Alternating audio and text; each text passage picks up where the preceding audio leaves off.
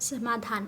श्यामलाल की पत्नी माया के गुजर जाने के बाद उनका पुत्र राकेश उन्हें अपने पास शहर में ले आया था और घर की ऊपर की मंजिल में बने एक कमरे में उनके रहने की व्यवस्था कर दी थी। किंतु राकेश की पत्नी सीमा को ये बात फूटी आंख नहीं सुहा रही थी। रोज रोज कुछ न कुछ कलह होता रहता था, जिसका मकसद ससुर जी को वापस भेजना ही था।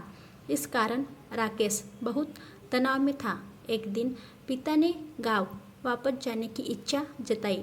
राकेश ने मना किया, किंतु सीमा तो बहुत खुश हो गई। इधर सीमा ने उस कमरे को किराए पर उठाने के लिए एक ब्रोकर से बात भी करवा ली, जिसमें पिताजी रहते थे, ताकि पिताजी कहीं वापस जाने का इरादा बदल ना दे।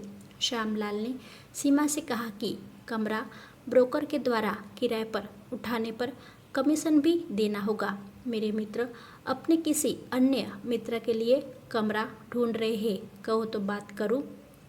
लोभी सीमा ने तुरंत हाँ कर दी। पिता ने कहा, बहू, मेरे मित्र किशोर कुमार जी पूछ रहे थे कि अगर किराएदार को पेइंग गेस्ट बना लो तो वो ज़्यादा रकम दे सकते हैं। बोलो, तुम्हारी क्या राय है?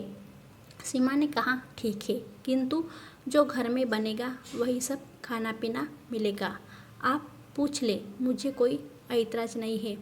4 पैसे तो मिलेंगे। अब अगले हफ्ते श्यामलाल जा रहे थे और उसी दिन शाम को नया पेइंग गेस्ट आ रहा था।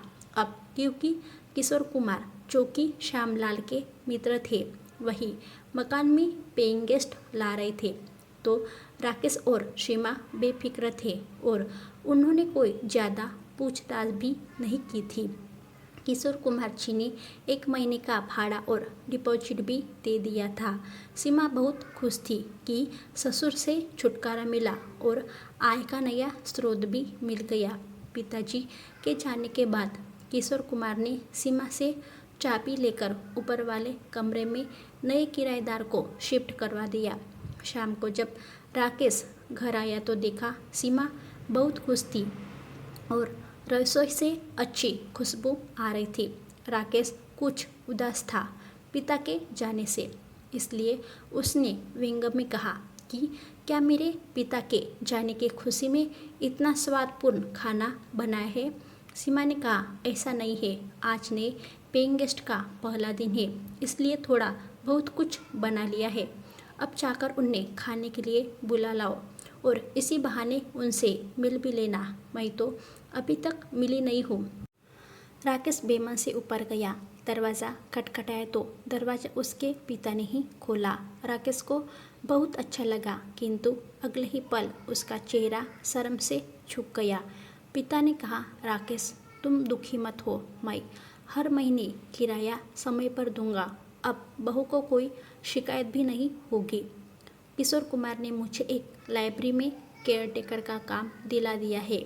काम के साथ साथ पढ़ने को किताबें भी मिलेगी और पैसा भी मिलेगा और हम सब साथ में शांति से रहेंगे।